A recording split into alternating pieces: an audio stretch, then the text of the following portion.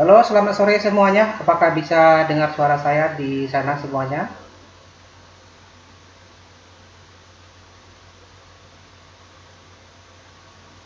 Ya, halo, hai semuanya.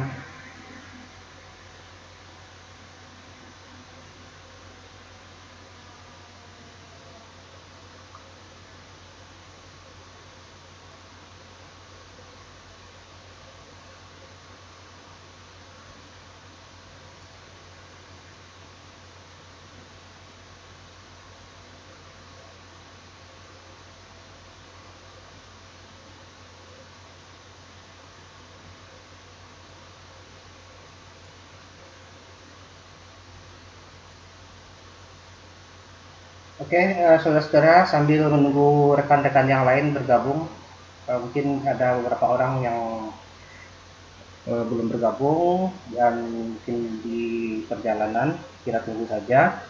Kita langsung saja mulai mengangsur-angsur dari materi kita yang merupakan kelanjutan dari sesi kita di minggu yang lalu, dan ini sudah mau mulai kita masuk ke sesi yang utamanya, yaitu terkait dengan hal-hal yang mendasar yang mesti kita ketahui terkait dengan proses rekayasa perangkat lunak atau software engineering.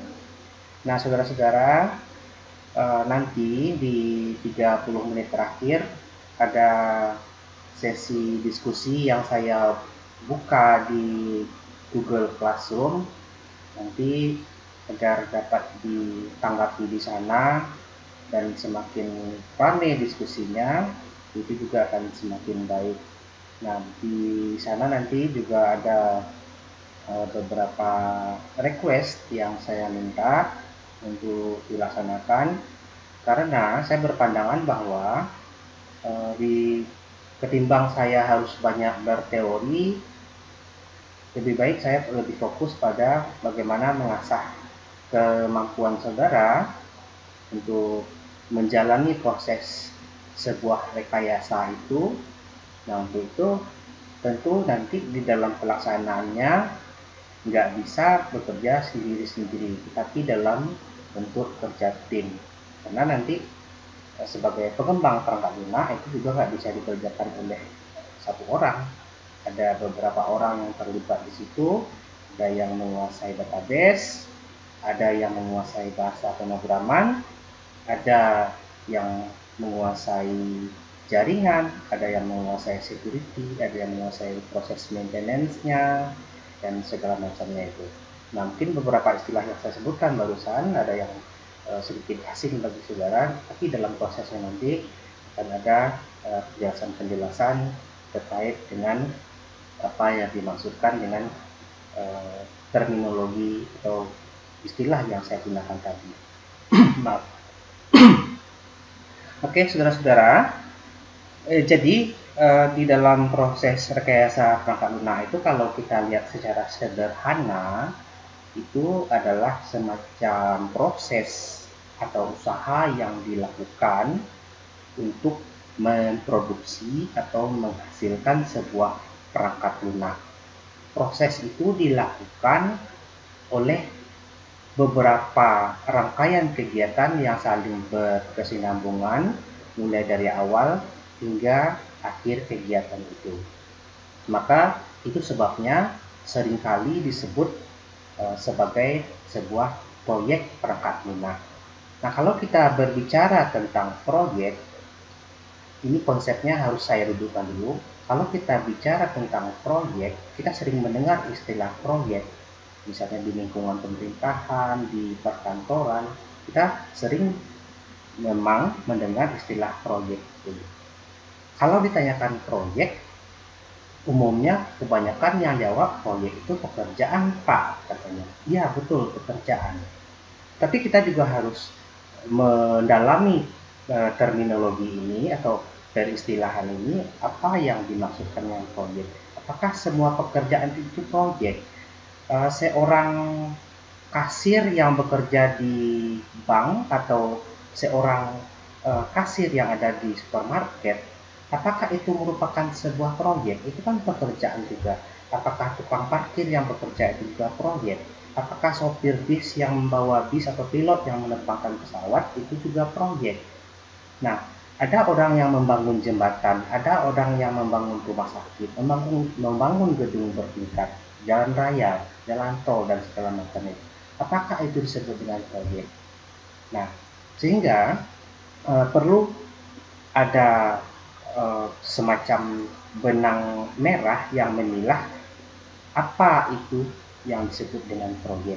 Memang betul, proyek itu adalah sebuah pekerjaan. Nah, di sini saya memakai dua istilah dulu. Ada proyek dan ada yang sifatnya operasional. Kalau yang operasional itu pekerjaannya itu berupa siklus itu saja. Itu operasional. Seperti yang saya sebutkan tadi, kasir, pagi dia mulai bertugas sampai siang nanti itu terus yang dikerjakannya sampai dia pulang nanti. Atau guru datang ke sekolah ngajar, setelah itu dia pulang.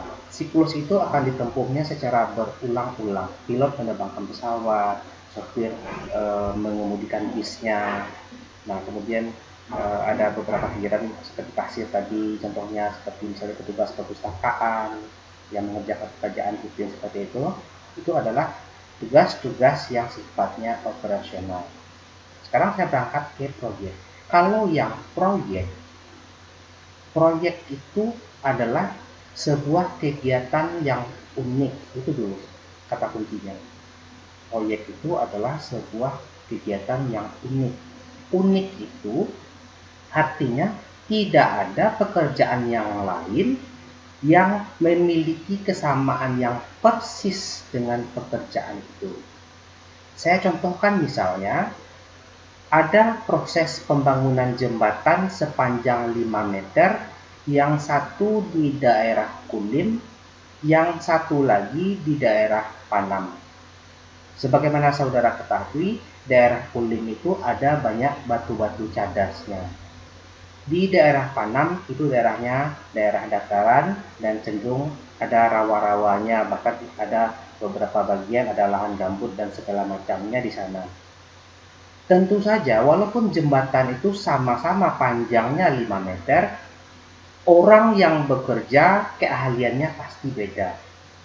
Alat yang dipakai pasti beda. Anggaran yang dibutuhkan pasti beda. Bahan baku yang digunakan untuk bekerja juga pasti beda. Nah, waktu pengerjaannya juga pasti ada perbedaan. Kenapa demikian?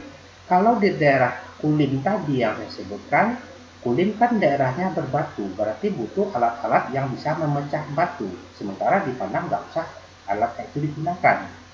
Kemudian kalau misalnya di daerah Kulim, daerahnya berbatu, berarti proses penimbunan pengecoran tidak diperlukan. Sementara di daerah Panam itu butuh ada bikin culvertnya dulu di bawah, kemudian dicor sedemikian rupa sehingga memiliki ketahanan yang baik. Itu contoh bentuk perbedaannya itu. Nah, sehingga dapat saya katakan itulah keunikan dari proyek itu. Nah, kemudian lama waktu pengerjaan juga pasti akan berbeda. Bisa selisih 5 hari, bisa selisih 1 bulan, dan bahkan bisa selisih tahunan misalnya kalau kondisi itu memungkinkan. Jadi terminologi awalnya proyek itu adalah sebuah kegiatan yang unik. Tapi itu tidak cukup. Saya rincikan lagi. Proyek itu adalah suatu kegiatan yang memiliki saat awal dan memiliki saat akhir, berarti ada rentang waktu. Ada saat awal, ada saat akhir. Ada saat mulai, ada saat harus selesai. Jadi kalau misalnya melewati batas waktu itu, ada sanksi yang dikenakan karena proyek itu lebih tekan kontrak dan disepakati harus selesai sesuai dengan jadwal yang diberikan. Sepanjang waktu yang tersedia itu sudah jelas apa-apa saja dari hari ke hari itu yang akan dikerjakan. Nah, kemudian saya ulang lagi bahwa proyek itu ada saat awal, ada saat akhir. Kemudian proyek itu dikerjakan dengan mengerahkan sumber daya, kata kuncinya adalah terbatas. Jadi dengan mengerahkan sumber daya yang terbatas. Jadi sumber daya yang terbatas ini, apa yang terbatas? Orangnya terbatas, jumlah orangnya, kemudian anggaran juga terbatas, kemudian alat-alat yang digunakan juga terbatas. Jadi dalam kondisi yang serba terbatas. Nggak mungkin misalnya kita membuat software hanya untuk sebuah minimarket langsung dianggarkan, oh ya udah anggarkan aja 1 miliar misalnya. Setelah dicek-cek ternyata dengan anggaran 15 juta cukup, berarti nggak ada hitung-hitungan untuk proyek tersebut. Atau oh biar cepat, nggak usah dikerjakan oleh 2 orang, kerjakan langsung 20 orang misalnya. Jadi orangnya dibatasi 2 orang saja, nggak mesti 20. Jadi sudah diatur sedemikian rupa. Kemudian alat yang dipakai juga demikian. Kalau misalnya seperti pembuatan sebuah program, ada kalanya kita misalnya menggunakan alat bantunya, misalnya anggaplah pakai touchscreen misalnya, atau alat bantu atau tool yang kita gunakan dalam program atau dalam barcode reader misalnya, atau ada beberapa perangkat lain seperti perangkat-perangkat mobile yang akan digunakan. Jadi kondisi serba terbatas. Jadi saya ringkas bahwa suatu proyek itu adalah kegiatan yang dilaksanakan dengan adanya saat awal dan saat akhir. Artinya waktunya dibatasi. Kemudian yang dibatasi yang lain adalah anggaran dibatasi, sumber daya manusianya dibatasi, kemudian satu lagi apa tadi saya lupa, tempat ya, tempat atau lokasi. Nah sekarang seperti halnya saudara kuliah, itu juga adalah proyek. Jadi profesional, kalau saudara sekarang ini kuliahnya adalah saudara proyek. Kenapa saya bisa katakan demikian? Ada saat awal dan ada saat akhir. Saat awalnya ada saat saudara mendaftar dulu. Saudara mendaftar, kemudian dialokasikan ke kelas, melaksanakan proses kuliah, selesai semester 1. Jadi kalau sekarang misalnya saudara sudah menempati semester 4, berarti sudah ada beberapa kegiatan di semester sebelumnya yang sudah saudara jalani. Nah kemudian sekarang lanjut semester 2, lanjut semester 3, lanjut semester 4. Nanti berakhir nanti pada semester 8. Berarti timeline yang tersedia atau waktu yang tersedia itu hanya sampai semester 8 atau 4 tahun. Boleh nggak lewat dari itu kalau dalam proyek kena denda. Jadi kalau saudara misalnya masuk semester 9, masuk semester 10, 11 atau 12, bahkan sampai 14. Nah, pada saat Anda melewati semester yang ke-14 alias lewat dari 7 tahun, maka secara otomatis datanya akan hilang dari pangkalan data perguruan tinggi. Jadi bahasa yang paling vulgarnya adalah di drop out oleh sistem PDPT miliknya Kementerian Pendidikan. Jadi hilang langsung datanya. Walaupun saudara sudah mengerjakan beberapa semester, menyelesaikan dengan baik, tapi kalau sudah melewati tenggat waktu yang diberikan, ya langsung hilang datanya. Jadi sebenarnya kalau saudara sudah lewat nanti semester 8, itu sebenarnya kalau dalam proyek sudah kena sanksi, sudah kena penalti, harus bayar denda seharusnya itu. Jadi tentu saudara memenuhi tenggat waktu tersebut. Itu terkait dengan saat awal dan saat akhir. Kemudian yang kedua sumber daya terbatas. Artinya saya yakin dengan sumber daya terbatas, memang yang kuliah itu saudara sendiri, dan saya yakin yang tampil di layar monitor saya sekarang ini adalah semua mahasiswa yang bersangkutan. Tidak ada yang diwakilkan oleh sepupunya, tidak ada yang diwakili oleh teman dekatnya atau siapapun orang lain di luar atas. Saya yakin siapa nama yang ada di absen itulah yang hadir di sesi ini sekarang.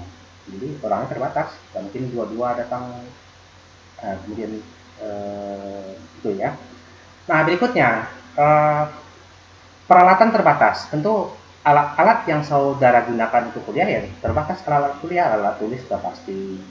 Kemudian ada yang punya laptop, ada yang punya perangkat-perangkat mobilenya dengan segala macam bentuk dan merek serta spesifikasinya. Itu alat atau tool yang saudara gunakan. Nah kemudian lingkupnya terbatas. Jadi lingkupnya terbatas, ya saudara melaksanakan kuliah dalam lingkupan kampus STM Negeri Riau. Jadi terbatas dalam cakupan itu saja. Jadi nggak mungkin mata kuliahnya keluar dari kampus lain gitu, nggak mungkin nilainya nongol begitu saja tanpa ada mengikuti kuliah.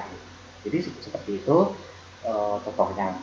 Nah, anggaran juga terbatas. Saya yakin nggak ada satupun di sesi ini atau yang hadir pada hari ini sudah dibom duluan sama orang tuanya, ini uang 2 miliar, tolong kamu selesaikan kuliahnya. Nggak ada, saya yakin.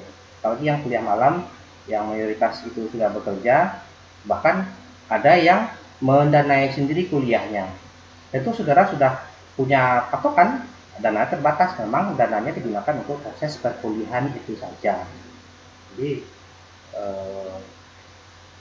dana yang tersedia tadi artinya memang terbatas untuk uang kuliah, kemudian terbatas untuk segala-segala yang berhubungan dengan pelaksanaan proses kuliah tersebut. Ya itu aja terbatas.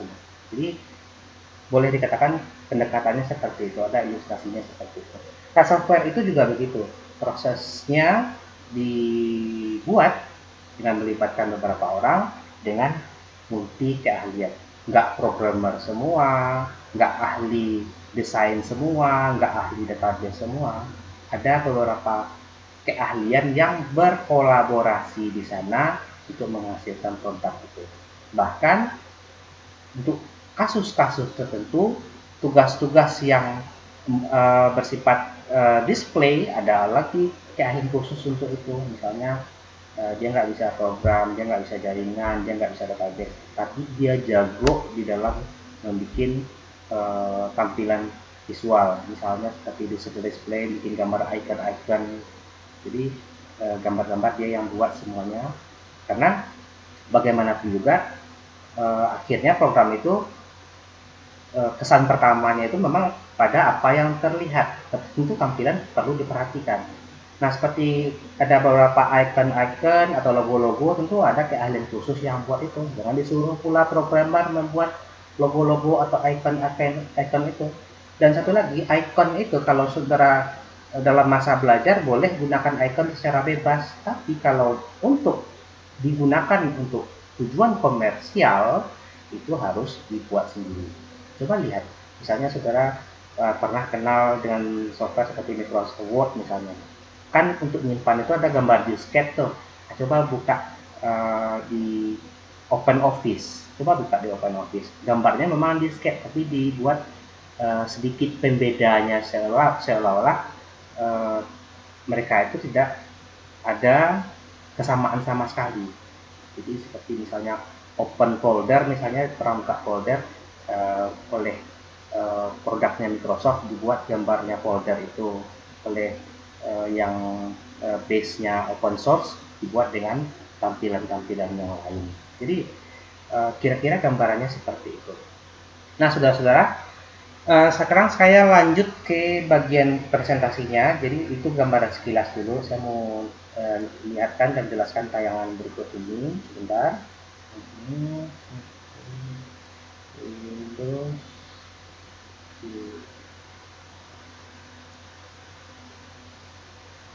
Oke, ini sudah tampil di layar saudara. Oke.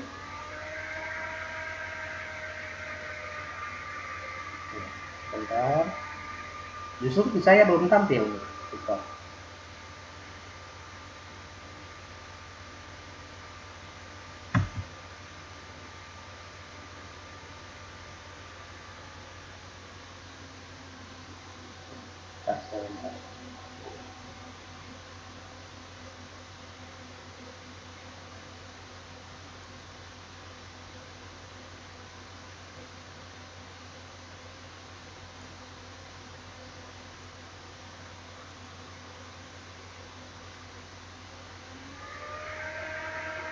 Oke, ini kita lihat dari tampilan ini. Oke. Nah, sekarang kita lihat dari hal-hal yang paling simpel dulu. Sebenarnya, kalau saudara kuliah di bidang teknologi ini, menghafal itu tidak penting. Yang penting itu adalah memahami sesuatu. kalau saudara kuliah di bidang ilmu hukum, itu memang harus kuat menghafal sampai titik dan komanya harus hafal, karena ada undang-undang di sana, ada pasal-pasal yang mesti dihafal. Nah, kalau di sini enggak. Kalau misalnya ada suatu saat misalnya pertanyaan saya, apa yang saudara pahami tentang rekayasa perangkat lunak atau software engineering? Maka saudara akan menyajikan dengan cara berbahasa saudara sendiri, tapi konten atau pesan dari pertanyaan tersebut masuk dengan berbagai macam cara menyajikan bahasanya atau kalimatnya. Jadi nggak mesti sampai komat-kamit menghafal sesuatu. Jadi kalau sekarang saya tanya mendadak misalnya, apa yang saudara pahami tentang sistem komputer misalnya. Nah, jadi jawabannya pasti beragam. Yang penting maksudnya tersampaikan. Jadi ada yang menyebut komputer itu adalah alat bantu bagi manusia untuk memudahkan pekerjaannya di bidang digital misalnya. So, ada lagi yang menyebut komputer itu adalah semacam benda yang digunakan oleh manusia. Benda tersebut bekerja secara digital, gunanya untuk memproses data dan menghasilkan output tertentu yang dibutuhkan oleh orang. Masuk juga. Yang penting pemahamannya itu duduk begitu. Jadi nggak mesti ada proses menghafal. Nah, tentu semuanya itu berangkat dari proses pemahaman dulu. Jadi kalau saudara sudah bisa memahami, sama juga seperti saya diskusi dengan kelas siang tadi, saya menyampaikan bahwa pemahaman itu lebih penting daripada menghafal. Kalau menghafal itu kita terikat pada tekstual saja dan hanya selepas dari hafalan itu saja, tapi esensinya kita tidak tahu. Jadi sekarang maksud saya itu supaya saudara paham konsep yang sesungguhnya.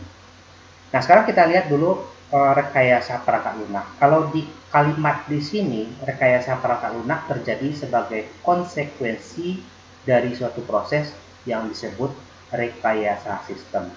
Kalau rekayasa, nah biasanya ini kalimat rekayasa ini ada sering kita dengar dalam bahasa yang atau konotasinya agak negatif gitu. Nah, itu kan hasil rekayasa kamu saja. Kan sering orang kalau kita ajak diskusi, itu kan kasus itu kan direkayasa segala macam. Jadi kita sering jumpai kata rekayasa itu. Nah, kalau kita berhubungan dengan rekayasa, berarti rekayasa ada rekaan itu berasal dari pemikiran kita, ide kita, atau cara proses kita berpikir untuk menghasilkan sesuatu. Jadi kita mereka sesuatu atau menciptakan sesuatu dari pikiran kita untuk menghasilkan sesuatu. Sama juga seperti misalnya seorang komposer membuat lagu, tentu seorang komposer itu melakukan proses rekayasa sesuai dengan pemikiran dia, sehingga dia bisa menuliskan atau menyusun nada-nada sesuai dengan keinginan dia. Nah, rekayasa perangkat lunak juga gitu. Kalau seorang perekayasa itu tentu dia menciptakan suatu perangkat lunak sesuai dengan pemikiran dia, tapi dasarnya adalah bagaimana pemakai itu pengen software itu dibuat. Sehingga muncullah istilah namanya tailor-made. Tailor-made itu kalau bahasa kita sehari-hari, kalau kita analogikan ke pakaian, seperti pakaian tempahan begitulah. Kalau pakaian tempahan itu tentu kita dihadapkan pada kondisi awal, yaitu kita harus ukur dulu semua yang mau dibuatkan pakaiannya, lingkar bahunya, badannya diukur semua sedemikian rupa. Setelah dapat ukurannya, kemudian dijahitkan sampai selesai, sehingga nanti pada waktu pakaian itu udah selesai dan digunakan atau dipakai oleh pelanggan kita, dia merasa puas, kata kuncinya puas, merasa puas atau happy dengan hasil kerjaan kita. Tapi tentu pada saat mengukur, kita tanya pengennya bajunya seperti apa, kemudian kantongnya posisinya di mana, kancingnya pengennya seperti apa. Bahkan yang lebih kompleks lagi, baju yang dibuat itu, terutama untuk baju yang wanita, itu sangat unik. Bahkan nggak langsung dijahit, di style dulu sedemikian rupa, ada proses fittingnya dulu, dicocokkan dulu, pakai jarum aja dulu, belum dijahit itu biasanya. Dicocokkan dulu, disuruh bergerak sedemikian rupa, ini nyaman nggak bergerak, nyaman nggak bergerak. Sampai yang pemilik pakaian itu merasa sudah seret atau nyaman dengan pakaian itu. Oke, baru dijahit. Pada waktu dijahit itu secara bertahap juga dipanggil lagi kliennya, tolong datang lagi, fitting lagi, cocokkan lagi, nyaman nggak, sampai akhirnya pakaian itu selesai. Kalau pakaian sudah selesai, dipastikan bahwa konsumennya akan puas dengan kondisi seperti itu. Kalau udah begini, ini mahal bayarannya, nggak sama seperti jahit yang menghasilkan jahitan ukuran X sama M sama S, nggak sama seperti itu. Atau ada XL, XXL dan seterusnya, banyak ukuran-ukuran sedemikian rupa. Nah, nggak sama, otomatis yang di fitting sedemikian rupa tadi prosesnya panjang, kualitasnya juga dapat dipertanggungjawabkan dan mahal. Software juga gitu, kalau softwarenya diproduksi massal, kalau udah laku satu rilis, maka akhirnya tuh dijual-jual enggak aja lagi tuh, bahkan digratiskan saja.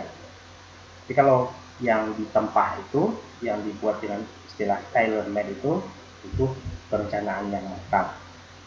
Nah itu tentang rekayasa. Jadi rekayasa itu masing-masing kita, jadi saudaranya semuanya adalah calon-calon analis. Kalau toh Anda nggak jago dalam memprogram, usahakan setidaknya Anda paham proses rekayasa perangkat lunak, paham cara ngitung biaya perangkat lunak. Misalnya sekarang saya tantang, saudara A, tolong buatkan anggaran untuk saya mau buat program pada sebuah klinik. Nah, sekarang saya usulkan anggarannya saja. Nggak bisa ditebak-tebak aja Pak, 50 juta aja deh Pak, nggak bisa. Kita harus diturunkan, katanya 50 juta itu untuk apa-apa aja. Nah, jasa programmer berapa jam dia kerja sehari, jamnya berapa bayarannya. Kemudian misalnya ada technical support, kapan dia bekerja, berapa jam dia bekerja, berapa bayarannya per jam. Dihitung semuanya, nggak bisa main tebak-tebak aja. Jadi kemarin ada teman lama saya, mungkin teringat pada waktu saya masih dulu ada beberapa program secara lepas seperti itu, main pakai gitu aja. Dia nelfon saya, Pak Ed, bisa nggak bantu bikin program? Programnya maksudnya apa? Berapa bikin program untuk kasus seperti ini? Bisa bilang itu nggak bisa seperti itu. Dulu kok bisa? Ya dulu waktu itu saya masih mahasiswa. Jadi mahasiswa, harga mahasiswa setelah uangnya terima ya selesai gitu aja gitu. Mau dipakai programnya mau tidak ya itu masalah nanti. Kalau sekarang tentu kalau memang software itu memang digunakan secara maksimal untuk fungsi tertentu, itu ada semacam rencana yang jelas. Dan hal yang terpenting lagi harus ada ikatan kontrak.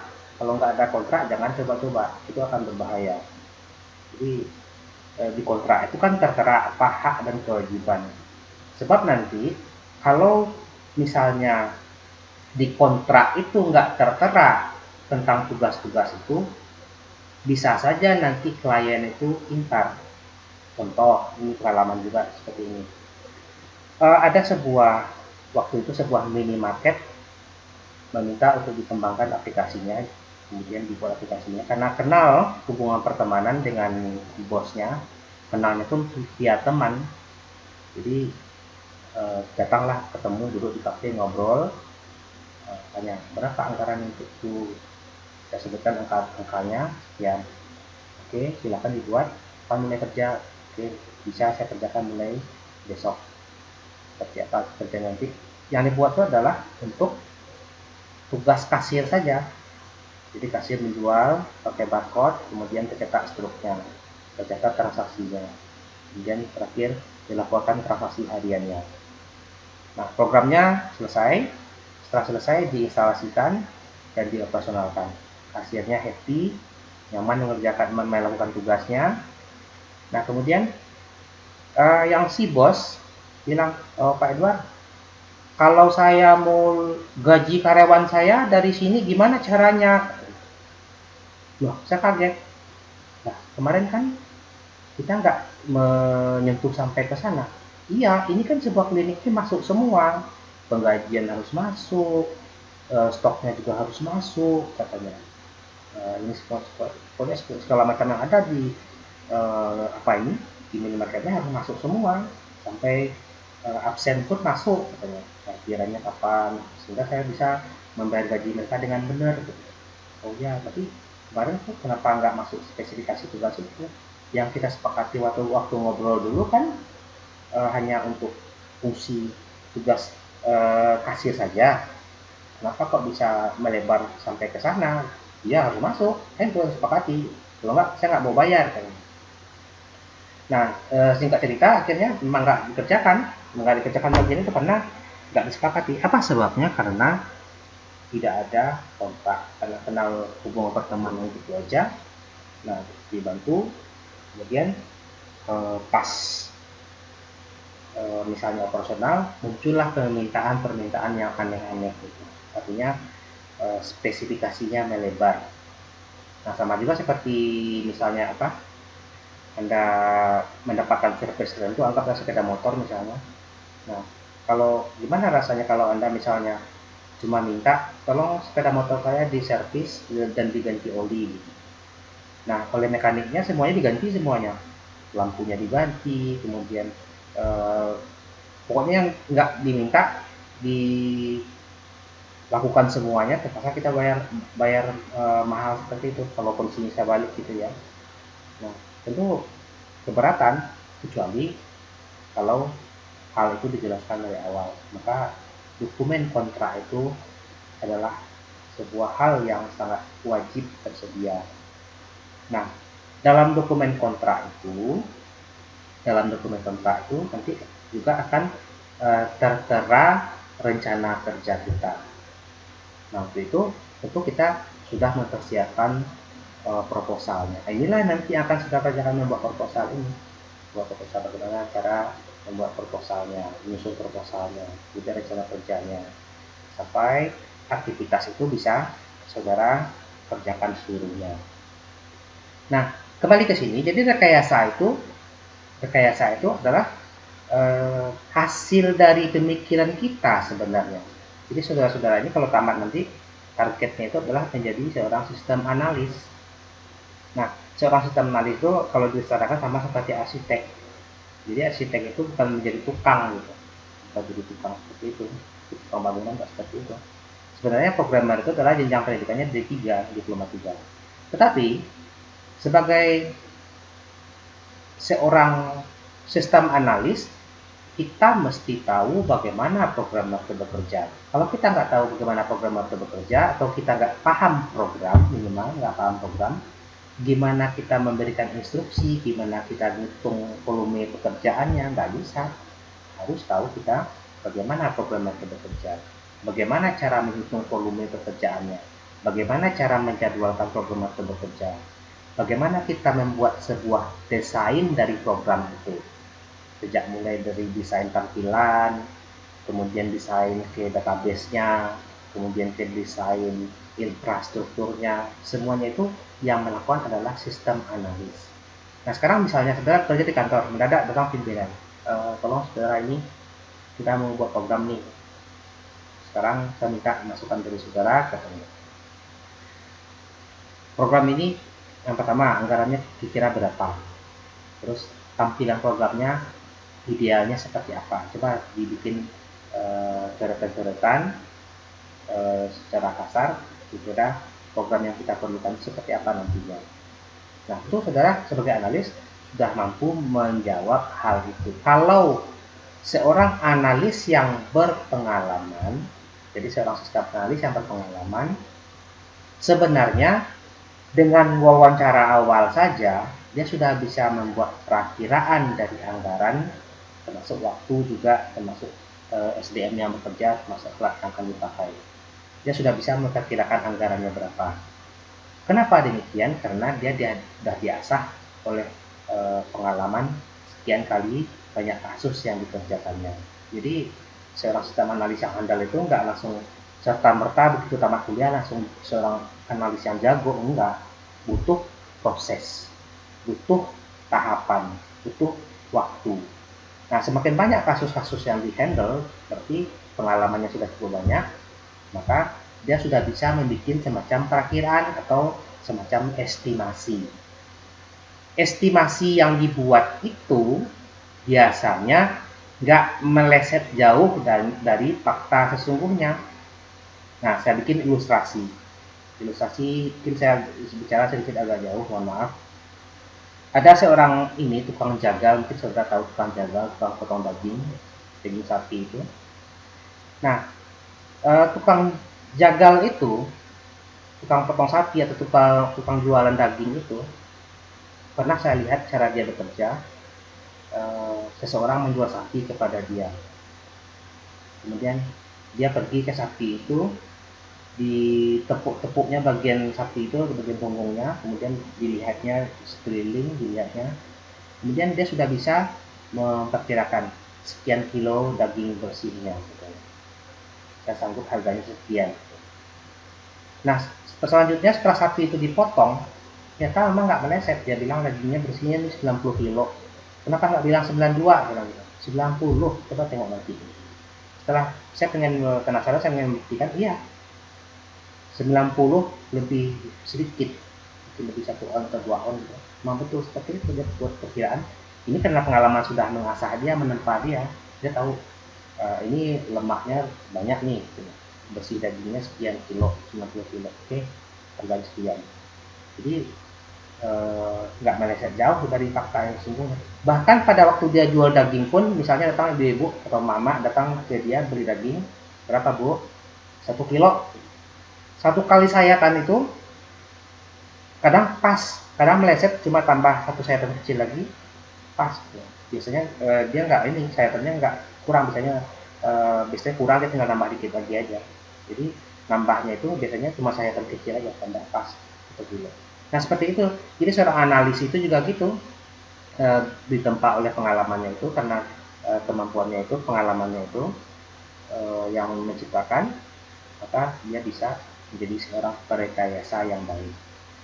Nah, kemudian seorang perekayasa itu, jadi kalau Anda seorang perekayasa sistem, tentu modal Anda dari sekarang itu adalah banyak melihat, banyak mencoba-cobakan beragam aplikasi. Jadi Anda lihat misalnya tampilan website dari salah satu maskapai penerbangan, misalnya anggaplah AirAsia, oh keren. Anda bandingkan dengan Lion Air, wah ini beda lagi, unik lagi. Anda bandingkan dengan Garuda Indonesia, oh ini unik lagi, beda lagi.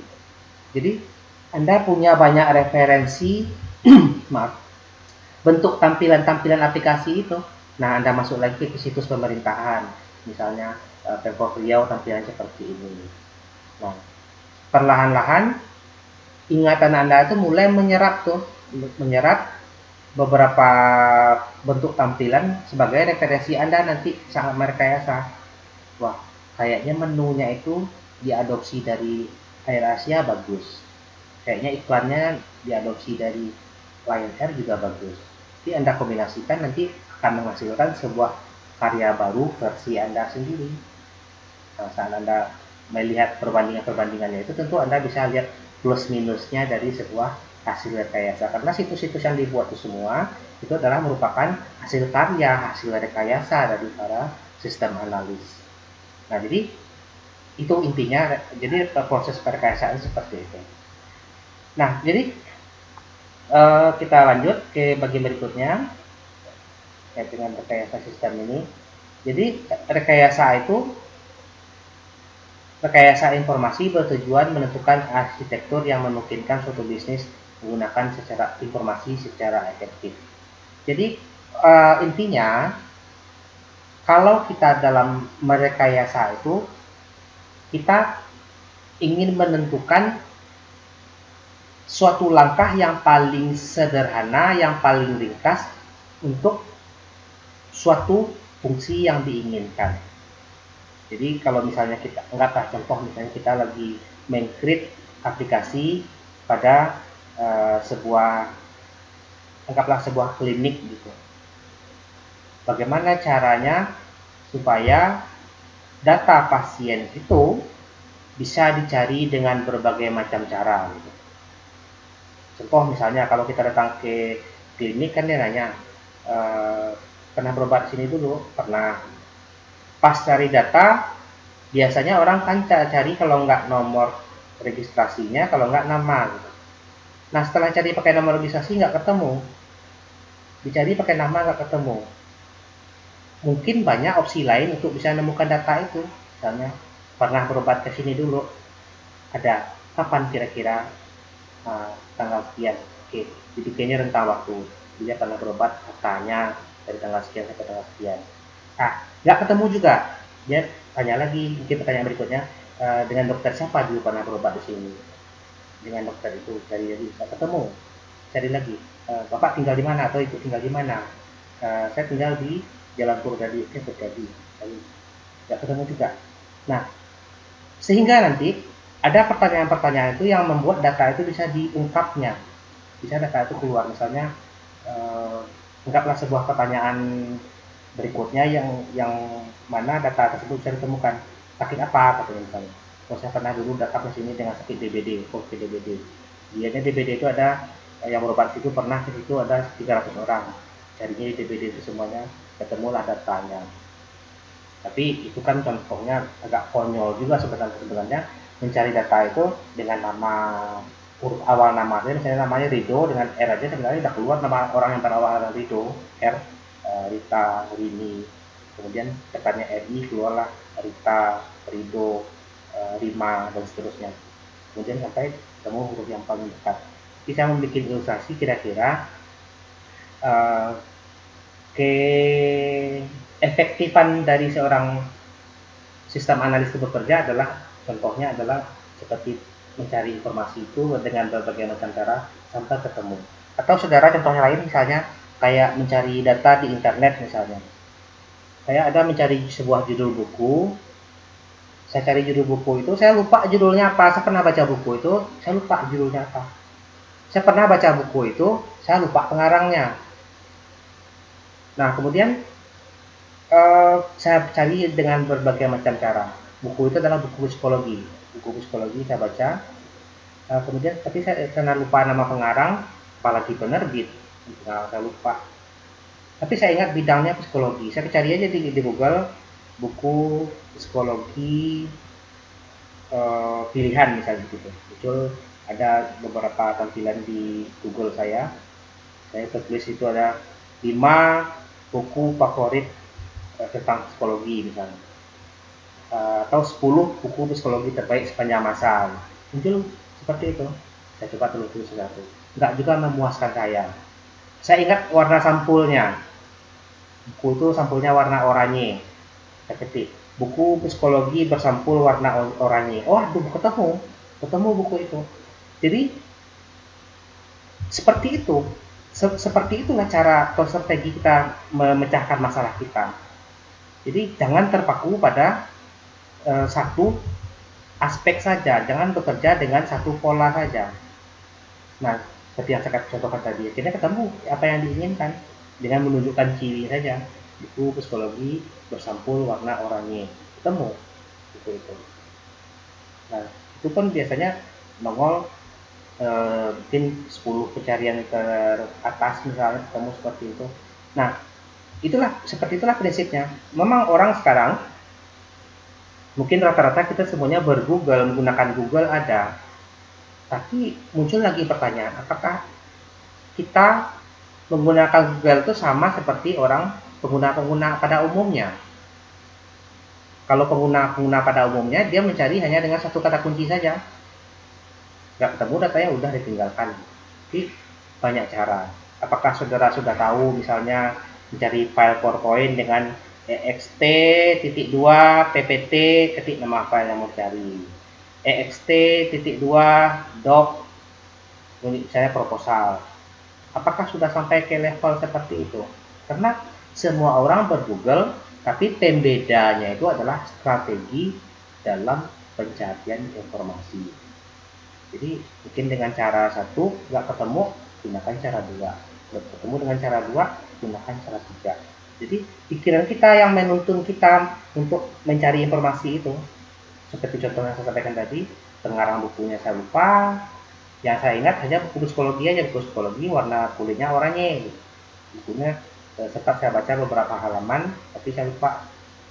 Nah, untuk mencari buku itu kembali, pernah juga saya cari buku, saya ketik aja buku eh, strategi berpikir yang sampulnya bergambar burung gitu, ketemu karena ada orang yang waktu itu saya temukan menulis blog tentang buku itu, dia mereview buku itu, dia membuat buku berpikir kreatif yang sampulnya berwarna burung ini katanya, dia cerita di blognya seperti itu, ketemu di kata kunci pencarian saya, nampak langsung tampilan buku itu.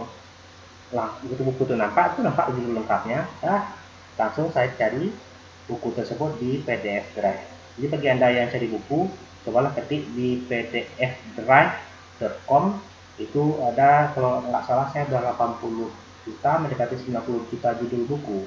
Buku apapun yang susah Anda cari ya cari aja di sana dalam berbagai macam bahasa. Karena salah satu modal utama bagi kita untuk menguasai keilmuan itu adalah ya, dengan membaca. Jadi dengan banyak saudara membaca, maka saudara juga bisa mengetahui banyak hal. Jangan terpaku sama ilmu IT aja, banyak ilmu-ilmu lain dan dalami seperti buku-buku, banyak itu buku-buku yang psikologi, kemudian buku-buku yang motivasi, supaya itu dibaca semua supaya berimbang. Karena kita kuliah ini nggak bisa ngasah kemampuan intelektual saja, nggak bisa, itu nggak cukup. Apakah cerdas itu bisa menyelesaikan semua masalah? Tidak. Banyak hal-hal lain, karena kita makhluk sosial, kita akan berinteraksi dengan orang lain, yang mana kalau kita berinteraksi dengan dunia luar kita, sebenarnya pesan yang kita sampaikan ke dunia luar di luar diri kita itu sebenarnya 90% itu adalah bahasanya non-verbal, dan sisanya itu baru bahasanya verbal. Seperti saya bicara sekarang ini, itu saya sampaikan secara verbal. Tapi kalau misalnya yang non verbal itu seperti gerakan mata, bahasa tubuh, mimik wajah dan segala macam. Kalau sekarang kan karena saya tidak menongolkan wajah saya atau saya tidak melihat wajah saudara-saudara secara langsung, saya tidak bisa membaca bahasa tubuhnya. Jadi kondisi sekarang itu eh, saudara hanya menerima bahasa verbal dari saya. Tapi kalau berhadapan langsung atau dalam sesi kuliah atau saya tampilkan ke kamera, saudara bisa menilai saya bisa menilai saudara. Jadi bahasa tubuh, mata masuk bola pupil matanya bisa dilihat. Nah, itu perlu saudara pahami. Jadi jangan hanya semata-mata melulu mengejar prestasi-prestasi akademik, harus tamat dengan IPK 4, itu nggak cukup. Karena pada saat saudara kembali ke lingkungan masyarakat nanti, setelah tamat nanti, saudara akan berhadapan pada kondisi-kondisi yang mengharuskan saudara menguasai bahasa-bahasa verbal. Karena itu 90% tuh bahasa verbal yang disampaikan, tidak bahasa tubuh. Jadi kita bisa baca situasi, orang lagi marah, orang lagi sebel, orang misalnya lagi senang, orang misalnya membohong kita, ya ekspresi wajahnya, gerak wajahnya, ada micro expressionnya, ada pergerakan-pergerakan seperti itu. Jadi selama kita hidup, itu akan ketemu dengan hal yang seperti itu. Jadi nanti dengan pengetahuan yang kita miliki itu, kita bisa membaca situasi, ini orang lagi marah nih, nggak usah datang dulu ke ruangannya, ini lagi apa, situasi nggak bagus. Sama juga seperti mahasiswa yang nggak bisa baca situasi, dilihatnya dosen datang pagi-pagi, keningnya berkerut, mukanya menunduk, mulutnya agak monyong, dia datang ke pintu, Pak bisa bimbingan Pak, langsung kena setrot. Tapi kalau yang bisa baca situasinya, dilihatnya dulu, oh ini situasinya pas. Nah, terus dia bisa, artinya dia bisa menyikapi situasi itu. Nah, jadi sehingga dia bisa terhindar dari sebuah konflik. Dalam kehidupan sehari juga gitu, kita bisa baca bahasa tubuh dari atasan, dari teman lagi jahilin kita, dari bohong kita, segala macam. Itu semuanya pesan itu sebenarnya dipancarkan dari tubuh seseorang, gerakan tangan, gerakan kaki, bahasa gerakan tubuhnya, matanya, kepala, gerakan kepala, tekanan suara, dan segala macamnya. Jadi alangkah baiknya menurut saya saudara bisa samping mendalami keilmuan kita ini, baca pelajari juga hal-hal lain karena kita makhluk sosial, kita mesti berinteraksi dengan orang lain, dan buku-buku itu banyak banget itu, banyak banget tersedia dan bisa di-download secara gratis di PDF Drive itu. Bukan ini ya, bukan endorse ya, saya nggak ada kaitannya karena saya hanya menginformasikan. Begitu ada yang saya informasikan ada pdfgraphic.com itu, teman saya bilang, oh itu telaga banget itu Pak, semua buku ada kok di situ yang saya cari gitu. Nah terus satu lagi, kalau buku itu nggak ketemu di pdfgraphic.com, saya punya situs satu lagi untuk mencari buku tersebut. Ternyata buku itu saya cari di berbagai macam tempat, baru saya ketemu di salah satu lokasi yang bisa memungkinkan saya untuk download bukunya secara gratis. Nah ada itu, ada beberapa. Jadi saudara bisa memanfaatkan situasi seperti itu. Oke lanjut. Ya, jadi saudara-saudara, kembali ke sini, rekayasa sudah jelas. Ini yang penting saya sampaikan konsepnya saja. Kalau baca-baca itu silahkan dibaca aja. Nah, tentang ini lagi, lingkup. Kalau lingkup ada beberapa poin di situ. Sebenarnya ini ilmunya dinamis sesuai dengan kondisi yang terkini. Seperti kalau proyek perangkat lunak lah itu ya, ada pengembang perangkat lunak, artinya hanya membuat software itu saja. Kita buat software, kita nggak peduli dengan hal lain, buat software saja. Contohnya misalnya saudara membuat software untuk misalnya saudara upload pada Play Store misalnya kalkulator sederhana saudara taruh di Play Store, ya orang mendownload kena Rp700 misalnya. Nah itu pengembangan perangkat lunak namanya itu. Yang keduanya pengembangan perangkat lunak dan pengadaan perangkat keras. Jadi softwarenya dibuat, perangkat kerasnya juga disediakan, kita yang belikan. Misalnya kayak point of sale untuk di kasir misalnya, kita belikan kebutuhan IBM-nya itu lengkap semuanya dengan barcode readernya atau scannernya.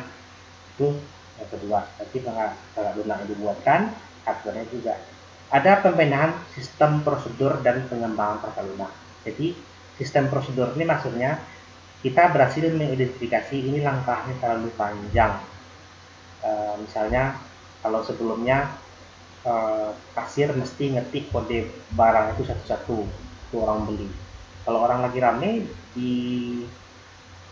diketikkan satu-satu kode barangnya itu bisa banyak antrian terjadi. Maka kita ubah sistemnya atau prosedurnya cukup dengan barcode aja. Atau bila perlu nanti begitu orang keluar dari minimarket kita, uang di kantongnya langsung berkurang saja saldonya di bank gitu, langsung kita ambil alih gitu. Jadi orang yang masuk dicek dulu secara online apakah di kantongnya tersedia cukup uang untuk berbelanja. Kalau nggak bisa. Ya sederhananya gitu. Orang silahkan ambil barang sesuka hati, nggak perlu kasir segala macam, masuk ke dalam keranjang, kemudian masukkan sedikit ke dalam kantong plastik, bawa keluar begitu alat sensornya mendetek orang ini keluar, langsung dihitungnya barang-barang itu semuanya, langsung datang tagihannya ke rumah gitu. Atau yang lebih bagus lagi langsung dipotong ke saldo uang digital dia, langsung dikurangi. Nah, seperti itu teknologi pembenahan sistem atau prosedur. Kemudian pembenahan prosedur dibenahi, kemudian perangkat lunak juga dibuatkan, hardware-nya juga disediakan.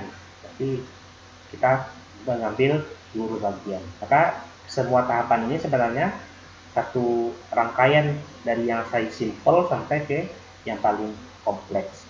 Nah, semuanya itu tentu nanti butuhkan usaha atau upaya yang berbeda-beda. Nah, sekarang RPL itu pertanyaannya, apa sih sesungguhnya RPL itu? Ini kan sudah saya sampaikan. Nah, kalau di dalam pembahasannya itu teknik-teknik yang dipelajari, alat-alat yang dipelajari. Berarti kalau teknik-teknik, saudara akan belajar teknik-teknik. Kalau tool-tool, apa tool yang akan saudara gunakan? Visio salah satunya, Microsoft Project salah satunya. Bisa saja nanti saudara gunakan software-software untuk membuat icon misalnya, atau saudara gunakan Balsamiq namanya untuk mendesain tampilan, nah dan segala macamnya. fokusnya sebenarnya RPL itu di situ. Jadi mata kuliah RPL ini sebenarnya kelihatannya memang teori, tetapi tuntutan akhirnya itu adalah kemampuan melakukan tugas-tugas dari seorang perekayasa. Maka lebih depan itu saudara sudah saya perkenalkan gimana bikin proposal yang baik, strategi menghitungnya bagaimana. Nah, maka untuk itu saudara perlu sudah lulus IMK, interaksi manusia dan komputer, atau mata kuliah lain yang mendekati itu, misalnya desain user interface. Kalau udah ada konsep pemrograman atau dasar pemrograman harus sudah lulus, algoritma dan pemrograman, basis data juga sudah harus lulus, dan alangkah lebih baik lagi kalau pernah ambil mata kuliah analisa dan desain sistem. Itu. Kemudian berikut lagi. Nah, kalau definisi tentang perangkat lunak, kalau ada perangkat lunak ini definisinya silakan cari sendiri. Jangan sampai saudara ditanyakan apa itu perangkat lunak. Ya, perangkat lunak ya perangkat lunak. Gitu. Harus duduk terminologi ini. Nah, perangkat lunak itu sebenarnya kalau kita buat sebuah penyederhanaan itu adalah semacam program, adalah semacam prosedur, bisa saja berupa dokumen di dalamnya. Jadi kayak lagu gimana? Kalau lagu itu kan dianggap sebagai sebuah dokumen. Lagu itu juga software, sebuah dokumen, dianggap sebagai sebuah dokumen, tapi di dalam dokumen tersebut ada prosedurnya, jadi ada urutan-urutannya, mana lagu yang pertama, lagu kedua, dan ketiga, seterusnya. Sehingga intinya adalah program tersebut atau software tersebut bentuknya itu berupa data digital yang dapat dieksekusi oleh perangkat atau mesin. Mesinnya banyak, bisa komputer, bisa DVD player, bisa misalnya perangkat atau gadget Anda, dan pokoknya semua alat-alat yang digital tentu memiliki perangkat lunak yang dalam bentuk digital juga. Nah, sederhananya seperti itu. Jadi jangan sebut perangkat lunak ya perangkat lunak, enggak seperti itu. Jadi perangkat lunak itu intinya bisa saja dia berupa program. Kalau program itu kan berupa instruksi-instruksi yang mesti dikerjakan oleh mesin, itu program. Kalau prosedur itu berarti ada semacam tahapan-tahapan atau langkah-langkah yang mesti dikerjakan. Seperti gabungan antara prosedur dengan program itu seperti misalnya di mesin ATM misalnya ada prosedur-prosedur yang mesti dilalui tapi tetap didukung oleh program.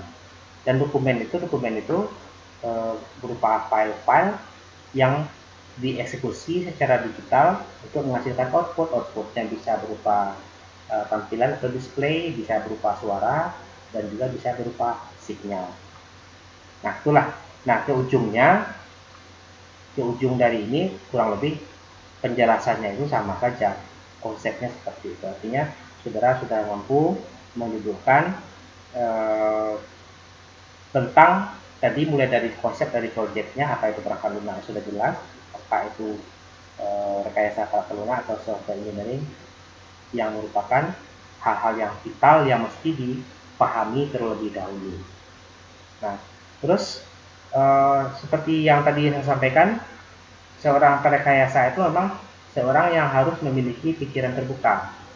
Jadi kalau orangnya dalam tanda kutip orangnya technically biasanya sulit, karena kita sebagai sistem analis ini bukan hanya berhadapan dengan dokumen, bukan hanya berhadapan dengan software-software, kita berhadapan dengan semua hal. Kita berhadapan dengan klien, kita mampu presentasi, harus mampu presentasi. Karena kita akan jual dagangan kita ke klien, harus kita jelaskan produknya gini, yang mau kami buat seperti ini, rencana kerjanya begini. Jadi nggak bisa kalau orang misalnya orangnya nggak mampu presentasi, maka ini adalah kabar buruk bagi seorang sistem analis, karena dia mesti melobi, orang harus fleksibel, harus ya kalau biasanya kalau melobi itu tempatnya itu biasanya kalau nggak kantor ya ngafe, biasanya Malah tanda tangan itu banyaknya di kafe dapatnya. Bro, kita ngafe dulu yuk, ini sambil bahas proposal katanya. Ngobrol proposal dulu di kafe itu, diskusi. Nah, kadang-kadang di situ dituntaskan, ya udah saya tekan aja di sini, kita selesai di situ. Nah, tentu kita juga harus menguasai bagaimana attitude kita di lingkungan-lingkungan seperti itu. Nah, contoh misalnya kita nggak paham tentang table manner, nggak kurang baca lah misalnya gitu, atau kurang lihat di YouTube. Kalau saya dulu pernah, saya mau diundang makan sama salah seorang ini yang punya posisi bagus, saya diundang makan di sebuah hotel. Terus saya cari di YouTube dulu, gimana sih table mannernya, gimana apa urutannya, urutannya. Saya pelajari dulu, ya, sehingga saya sudah punya pemahaman, sehingga pada waktu berhadapan dengan sendok-sendok yang sedemikian banyak deretan itu sudah tahu. Ya. Nah, gimana caranya duduk, gimana caranya bersikap, bersalaman, ketemu segala macam, lebih ke karena duduk nongkrong di kafe dengan nongkrong misalnya makan di restoran dengan beberapa orang ini yang dianggap istimewa, ya beda caranya, termasuk alat-alat makan juga harus tahu cara gunakannya. Ya jangan misalnya seperti serbetnya gimana harus ditempatkan. Nah, itu harus tahu. Jadi kita sedang mengalis itu harus memperkaya diri kita. Kalau di kampus nggak diajarkan yang ini nggak diajarkan. Kalau saya dulu lebih cenderung karena saya punya cari mentor, jadi ilmu untuk terkaya saya punya, tapi hal-hal lain saya nggak tahu. Jadi saya ngikut aja, saya amati cara dia berbicara, cara dia presentasi, kemudian cara dia bersalaman dengan orang lain. Nah, saya belajar dari situ aja. Makanya pengalaman itu saya share dengan saudara, bila mana nanti saudara berhadapan dengan kondisi itu tahu. Bahkan dalam kehidupan sehari-hari juga kita sering ketemu. Contoh misalnya, saudara diundang makan oleh seseorang ke rumahnya misalnya gitu. Nah, kalau yang nggak tahu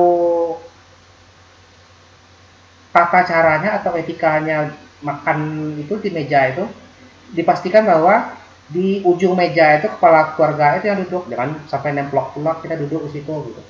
Nah, dan siapa yang duduk duluan, siapa yang berikutnya, siapa yang paling dekat dengan kepala keluarga itu duduk.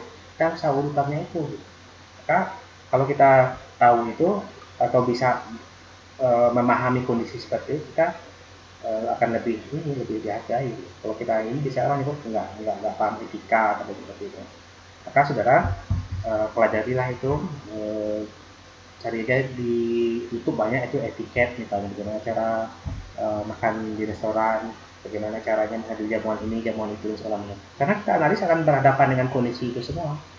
Nah, pada saat deal misalnya, salaman pada saat tekan kontrak itu, apakah salamannya mata kemana gitu. Nah, apalagi misalnya kalau misalnya mitra kita itu adalah seorang perempuan, cakep banget misalnya, apakah kita salting berhadapan dengan dia misalnya. Kadang-kadang kalau kita nggak bisa memanage emosi kita dengan baik, apalagi masih jomblo misalnya, itu akan menimbulkan ini salah persepsi bagi orang yang berhadapan dengan kita. Maka untuk itu kita perlu mempelajari ilmu yang berkaitan dengan bagaimana kita bersikap, atau setidaknya saudara memahami tentang pengetahuan terkait dengan ini bahasa tubuh, terus paham seperti itu, sehingga kita bisa baca sinyal-sinyal yang sampai ke diri kita, dan kita juga bisa menyampaikan sinyal ke orang lain. Jadi ya seperti misalnya kita kepapasan sama orang, seperti lihat ada dia misalnya kita dia nyapa orang dengan bulu matanya saja gitu. Tidak apakah kita masih tersinggung dengan hal seperti itu. Kalau misalnya kita lagi duduk bertiga, misalnya kita dipunggungin, kita udah berarti bahasa tubuhnya, ya mungkin ini bisa kita buat kesimpulan, oh ini cara dia ngusir saya nih. Kita tahu orang nggak suka kehadiran kita tahu, kita langsung ambil semacam tindakan untuk itu. Jadi contoh saya duduk bertiga, udah dipunggungin masih juga nemplok di situ.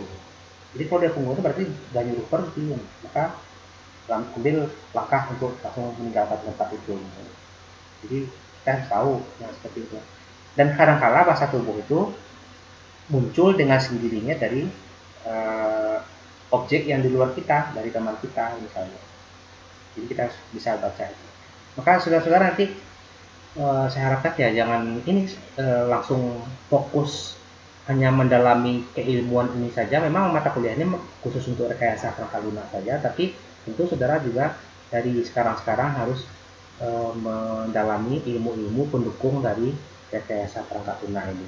Terus paham bagaimana etikanya, termasuk juga ketika kapan bisa me-WA seseorang, kapan bisa menelpon seseorang, apa yang mesti diucapkan begitu kita menelpon. Kalau misalnya orangnya dalam keadaan sibuk, gimana cara kita buat janji, itu mesti kita tahu. Jadi kita dalam hal ini berhadapan dengan banyak-banyak aturan. Kemudian saudara-saudara juga harus paham dengan ini, dengan masalah penghitungan anggaran, itu penting.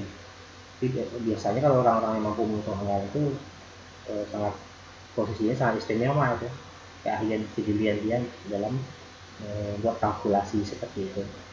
Nah, kemudian ada lagi misalnya nanti kita beberapa sesi ketemu dengan klien kita, intinya adalah rapat, kita mesti wawancara, dan orang yang kita wawancara ini kalangannya banyak nih, 120 orang, 120 pula si kepalanya macam yang kita hadapi itu. Ada yang memprovokasi kita, ada yang misalnya untuk apa program, dia membayangkan kalau ada program bakal mengganggu kerjaan dia, akan membuat dia hilang pekerjaan, ada upaya untuk menghalangi. Oh, kita kan nggak perlu program, itu bisa diselesaikan dengan mudah, dengan Excel juga sebentar. Jadi kita akan berhadapan dengan seperti itu, kita diprovokasi, kita dilecehkan dan segala macam, itu bisa saja terjadi kondisi seperti itu. Maka untuk itu perlu juga kita memiliki semacam manage diri yang baik untuk menghadapi kondisi-kondisi yang ada di depannya. Baiklah saudara-saudara, saya rasa untuk sebagai pengantar gambaran dari materi ini sudah ini cukup. Saya lanjutkan di dalam GC nanti diskusinya itu saya akan mengajukan pertanyaan, silakan nanti ditanggapi. Semakin banyak yang menanggapi, tentu semakin seru. Satu lagi quote untuk hari ini yang saya sampaikan dan mesti saudara ingat adalah salah satu cara untuk menguasai ilmu atau banyak ilmu adalah dengan cara mengobrolinya. Karena ilmu itu kan sangat luas. Konsepnya kan ilmu itu sangat luas. Nah, bagaimana cara pintas atau hackingnya? Kita hack gitu ya supaya cepat kita menguasai ilmu itu. Yang paling cepat itu dengan cara ngobrol tentang ilmu itu, dan sebaiknya dengan orang yang memiliki ilmu itu. Kenapa demikian? Kalau kita baca buku kan kita butuh waktu baca buku, satu buku selesai 1 minggu, satu buku selesai 5 hari. Nah, kan butuh waktu tuh. Tapi kalau kita ngobrol langsung dengan yang menguasai bidang itu, biasanya kalau dia ngobrol kan kalimat-kalimat mukadimah, pembuka dan segala macam kan nggak ada, langsung ke intinya saja.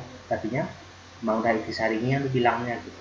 Maka kalau saudara misalnya ketemu sama teman-teman yang saudara anggap dia punya satu keahlian, ajak dia ngobrol. Misalnya contoh kayak saya nggak memiliki pengetahuan tentang cara menjaring ikan di sungai gitu. Dan nggak punya gambaran gimana caranya gitu. Saya tanya aja teman yang suka jaring itu, menurut lo gimana sih cara jaring ikan itu? Coba ceritain deh gimana caranya gitu. Dia nggak akan cerita gimana pergi ke sana naik sepeda motor atau naik mobil semuanya, dia nggak cerita. Dia langsung cerita, ini yang kita butuhkan, ini yang kita butuhkan, ini yang kita butuhkan. Terus waktu yang kita tepat ini. 5 menit dia cerita, kita berdapat ilmunya itu. Maka cara yang paling simpel itu adalah dengan ngobrol. Contoh sekarang lagi, Anda pengen tahu cara orang bikin sebuah sepatu misalnya. Jadi tukang sepatu atau orang pemilik usaha sepatu, tanya aja sama dia, bang, gimana caranya bang orang bikin sepatu itu dari awal sampai akhir, gimana sih caranya bang? Dia kan cerita. Nah kalau kita baca buku mungkin satu buku dengan setebal 300 halaman, baru ini dia cerita bahan dulu, cerita alat-alat yang dipakai. Kalau itu dia langsung cerita, 5 menit dia cerita langsung dapat ilmu. Oh iya gitu ya. Kalau Anda misalnya mau pergi umroh misalnya, bang, aku mau pergi umroh, gimana sih prosedurnya umroh bang? Nah dia langsung cerita, nggak perlu baca-baca buku tebal-tebal, langsung kita dapat ilmu. Nah itu quote untuk hari ini, bahwa salah satu cara untuk menguasai ilmu itu adalah salah satu itu bicara atau ngobrol. Terutama bidang IT ini kan ilmunya berkembang cepat, cakupannya luas, maka ya kalau saya lebih suka ngobrol, chatting sama kawan misalnya. Jadi pas ngobrol ceritanya nggak cerita lepas, ada yang diobrolin. Cukup nanya dan tunggu jawaban. Cukup nanya, tunggu jawaban. Bahkan ada kadang-kadang orang yang berilmu itu suka curhat itu, dia cerita aja semua ilmu, bongkarnya semua tuh. Nah, seperti itulah kira-kira. Oke, baik saudara-saudara, saya rasa untuk sesi presentasinya saya cukupkan. Kebetulan ini saya buat rekamannya ini nanti juga akan saya upload ke sistem.